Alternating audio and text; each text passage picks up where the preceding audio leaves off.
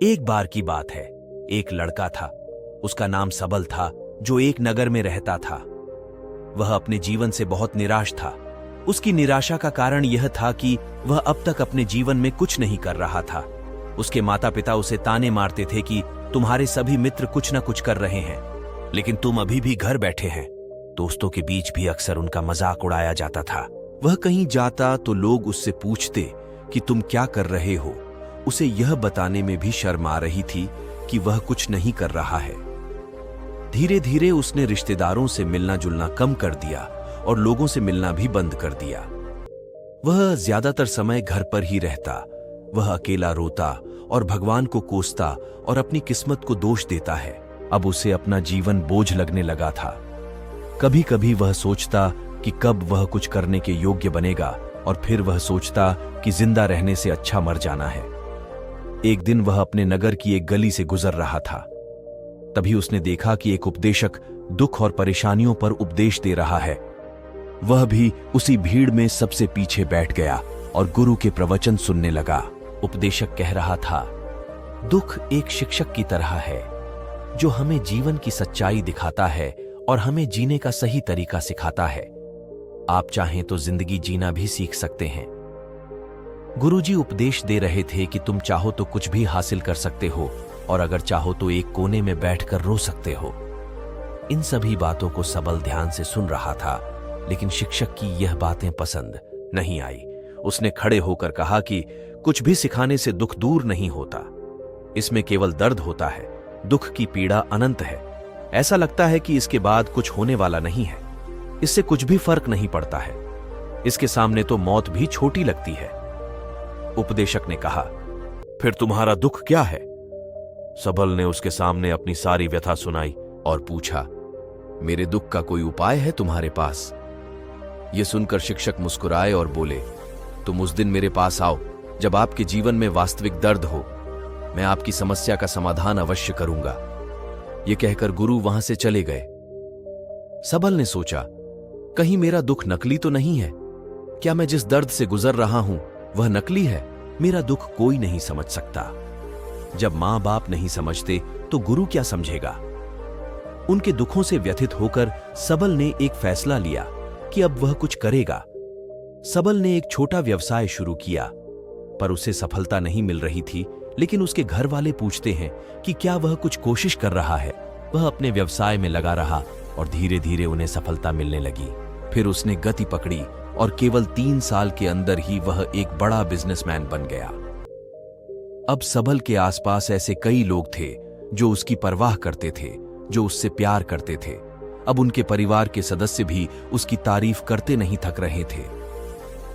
दिन ब दिन उसके मित्रों की संख्या बढ़ती जा रही थी।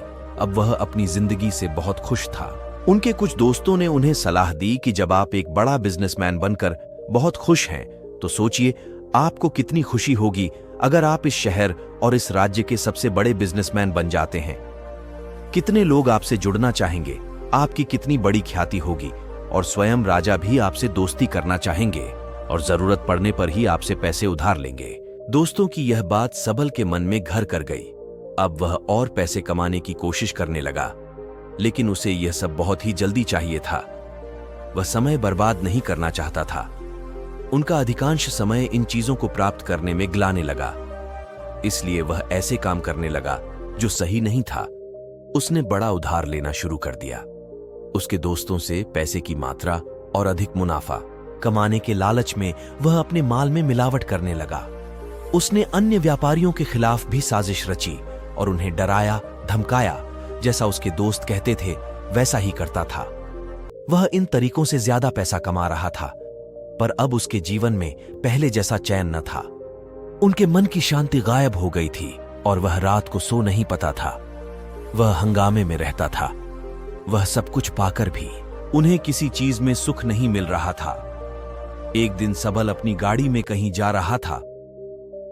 तभी रास्ते में उन्हें उपदेशक का आश्रम दिखाई दिया।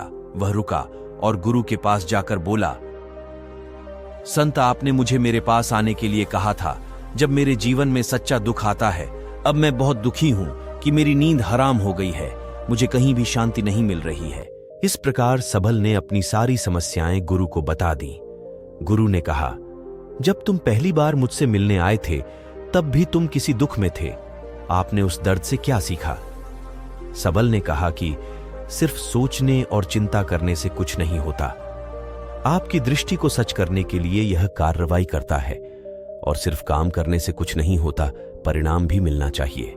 जब आपको लगता है कि आपका लक्ष्य हासिल नहीं होने वाला, तब राह में चाहे कितनी भी मुश्किलें आ जाएं, मन कितना भी निराश क्यों ना हो, कितना भी लगता हो कि अब कुछ नहीं होने वाला है, तभी विश्वास करें, मैं जो भी कर रहा हूं उसमें अवश्य सफल होऊंगा। लोग केवल सफल लोगों का सम्मान करते हैं। कोई कितना भी अच्छा क्यों ना हो, वह हमेशा लोगों की नजरों में बोझ बने रहते हैं। यह सब सुनकर उपदेशक मुस्कुराया और बोला, जब आपके पास है तो यह वास्तविक दुख नहीं है। अपने जीवन में वास्तविक दुख आए तब मेरे पास आओ, मैं उसे ठीक कर दूंगा। सबल ने जाते समय साधु को सोने के सिक्कों से भरा घड़ा भेंट किया। घड़े को देखकर गुरु ने कहा कि यह मेरे किसी काम का नहीं है, उस पेड़ के नीचे गड्ढा खोदकर गाड़ दो। सबल ने घड़े को पेड़ के नीचे दबा दिया, जैसा कि गुरु ने बताया, और वहां से चला गया। कुछ दिनों से कारोबार ठीक चल रहा था, लेकिन व्यापार के गलत तरीके के कारण धीरे धीरे उसे व्यापार में घाटा होने लगा। उसकी सारी दौलत धीरे धीरे खत्म होने लगी, और एक दिन ऐसा भी आया जब उसके पास कुछ भी नहीं बचा और उस पर कर्ज का बोझ चढ़ गया था। परंतु वह निश्चिंत था, क्योंकि उसने अपना सारा कर्ज अपने दोस्तों से लिया था। उसने सोचा कि उसके दोस्त बुरे वक्त में उनके साथ खड़े रहेंगे, लेकिन ऐसा कुछ नहीं हुआ। जैसे ही बुरा वक्त आया, दोस्त पहले उससे कर्ज मांगने लगे। अगर उसने कर्ज नहीं लौटाया, उन्होंने उसे जान से मारने की धमकी भी दी। उनके सभी शुभचिंतक और प्रियजन उससे दूर हो गए। उसके दोस्त, जो उसके साथ मस्ती किया करते थे, अब उससे दूर भाग रहे थे। उसका परिवार उसकी गलतियां और कमियां गिनने लगा। उनकी सारी संपत्ति नीलाम कर दी गई और उसके पास कुछ भी नहीं बचा। जब उसने अपने पिता से मदद मांगी, पिता ने कहा कि मेरे पास थोड़ी सी संपत्ति है, मैं तुम्हारी मां को क्या कहूंगा अगर मैं तुम्हें दे दूं? ये संपत्ति हमारा अंतिम उपाय है। सबल के मन में गहरा दुख छा गया। उसके आसपास कोई नहीं था जो उनके दुख को समझ सके, जो उसे संभाल सके। जनता के इस विश्वासघात के कारण वह अंदर से टूट चुका था। वह सोचने लगा कि अब जीने का क्या मतलब है, अब मौत ही मेरा सहारा है। वह आत्महत्या करने के लिए पहाड़ी पर जा रहा था। तब से उसे याद आया कि उस शिक्षक ने उससे कहा था, मेरे पास आओ जब तुम्हारे जीवन में वास्तविक दुख हो। सबल गुरु के पास गया और अपनी सारी व्यथा सुनाई। आंखों में आंसू लिए उसने कहा, हे गुरुजी, मेरे दुख का निवारण कीजिए।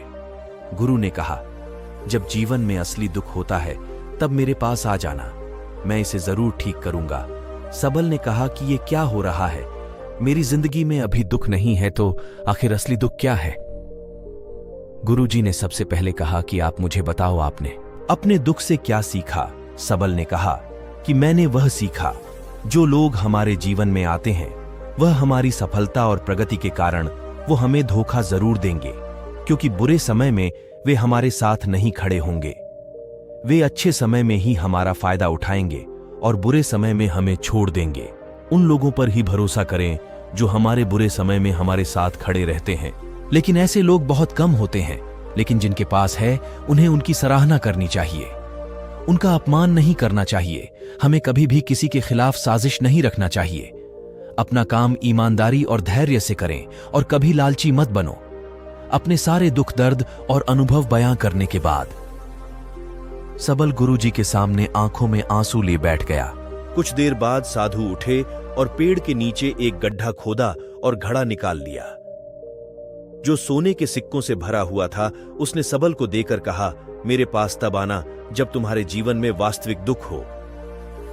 सबल ने अपने शिक्षक को धन्यवाद दिया और उसे प्रणाम करके चला गया। उस पैसे से उन्होंने एक छोटा सा व्यवसाय शुरू किया। अब वह छोटा व्यापारी बनकर भी खुश हैं। उन्होंने पूरी लगन और ईमानदारी से कारोबार किया। जल्द ही वह अपने शहर का एक बड़ा व्यापारी बन गया। उनका जीवन सुख सुविधाओं से भरा हुआ था। लेकिन कोई कितना भी अच्छा क्यों ना हो, लेकिन जीवन में दुख आता है तो सबल के जीवन में भी दुख आते थे। अपने माता पिता की मृत्यु के रूप में वे दोनों एक ही दिन मर गए। सबल अपने माता पिता से बहुत प्यार करता था, इसलिए उनके निधन से उसे गहरा सदमा लगा। वह अपने माता पिता के शवों को श्मशान घाट ले गया, जहां अंतिम संस्कार किया गया। वहां उसने अपने माता पिता का शव जलता हुआ देखा तो उनका मन बेचैन हो उठा। उसके मन में कई सवाल उठने लगे। वह घर वापस आ गया। उसने अपने माता पिता के घर और संपत्ति को देखा, जिसके लिए उनके पिता हमेशा लड़ते रहे। आज जो छूटा पड़ा है, जिन्होंने इसकी देखभाल की, इसके लिए लड़ने वाले इस दुनिया से चले गए। उसके पिता ने जो कुछ कमाया वह सब यहीं रह गया। एक दिन पहले तक उसके पिता मारपीट करते थे किसी के साथ उसकी संपत्ति के लिए। आज वो खुद इस दुनिया से चले गए। उसका मन ऐसे अनेक विचारों के बवंडर में था। वह अंदर से अकेला और डरा हुआ महसूस कर रहा था। वह खाली महसूस कर रहा था। उसे लगा कि कुछ है, वह समझ नहीं सका। इसीलिए वह गुरु के पास गया। उसे देखकर गुरुजी ने कहा, क्या जीवन में कोई दुख है? सबल ने कहा, वैसे तो जीवन में कोई दुख नहीं है, सब कुछ अच्छा चल रहा है, लेकिन आज मेरे माता पिता का देहांत हो गया है। मैं इस घटना से बेहद दुखी और परेशान हूं। गुरुजी ने कहा, इसमें दुखी होने की क्या बात है? एक दिन सबके अपनों को मरना है। कोई न कभी जिया है और न कभी जिएगा। एक दिन तुझे भी मरना है। शायद तुम कल ही मर जाओगे या आज भी मर सकते हो। सबल ने कहा, क्या कह रहे हो गुरुजी? मैं भी मर जाऊंगा, लेकिन मैं अभी जवान हूं। गुरु ने कहा कि सब जी रहे हैं इस भ्रम में कि मृत्यु केवल दूसरों को आती है, बड़ों के पास ही आती है, लेकिन जवान और बूढ़े मर जाते हैं, बच्चे मर जाते हैं। मौत का उम्र से कोई लेना देना नहीं है, यह सभी को प्रभावित करता है। गुरुजी की ये बातें सबल के मन में घर कर गईं और वह चुपचाप चला गया। लेकिन उसका मन अभी भी बेचैन था। वह खाली महसूस कर रहा था। वह सारा दिन अपने बारे में ही सोचता रहा कि वह कौन है, वह इस दुनिया में क्यों आया है, क्या जीवन का लक्ष्य केवल चीजों को खाना और मरना है? ऐसे कई सवाल उसके दिमाग में लगातार उठ रहे थे, लेकिन उसे अपने किसी भी सवाल का जवाब नहीं मिल रहा था और उसका दुख दिन ब दिन बढ़ता ही जा रहा था। इसलिए कुछ दिन बाद वह फिर से गुरुजी के पास पहुंचा और बोला, हे स्वामी, मैं बहुत दुखी हूं, क्योंकि मैं यह नहीं जान पा रहा हूं कि मैं कौन हूं और मैं इस दुनिया में क्यों आया। यह सुनकर गुरुजी मुस्कुराए और बोले, आज आपके जीवन में पहली बार सच्चा दुख उत्पन्न हो गया है। यह वास्तव में दुख कहलाने के लायक है। हम नहीं जानते कि हम कौन हैं, हम क्यों आए हैं, क्या करें, कैसे करना है। सबल ने अपने गुरु से कहा कि उसकी दुर्दशा दूर करे। गुरु ने कहा कि हम सभी इंसान हैं, जीवन भर संग्रह करते रहते हैं। सबल ने कहा कि सभी इंसान जीवन भर धन, सम्मान, परिवार, प्रतिष्ठा, मित्र, शत्रु आदि जमा करता है। गुरु ने पूछा, क्या हम एकत्रित की गई चीजों में से कुछ भी अपने साथ ले जा सकते हैं? सबल ने कहा, कोई भी इंसान अपने साथ कुछ भी नहीं ले जा सकता, वह सिर्फ अकेला ही जाता है। मेरे माता पिता भी अपने साथ कुछ भी नहीं लेकर गए। सब कुछ धन संपत्ति वैभव सब कुछ यहां पर छोड़ कर गए। शिक्षक ने कहा, अब मेरी बात ध्यान से सुनो। इस संसार में हमें जो संग्रह करना चाहिए वह हम नहीं करते। चीजें हमारे सामने होती हैं, लेकिन हम उन्हें देखने की भी कोशिश नहीं करते। हमें इस दुनिया में जो कुछ भी इकट्ठा करना है वह हम खुद हैं।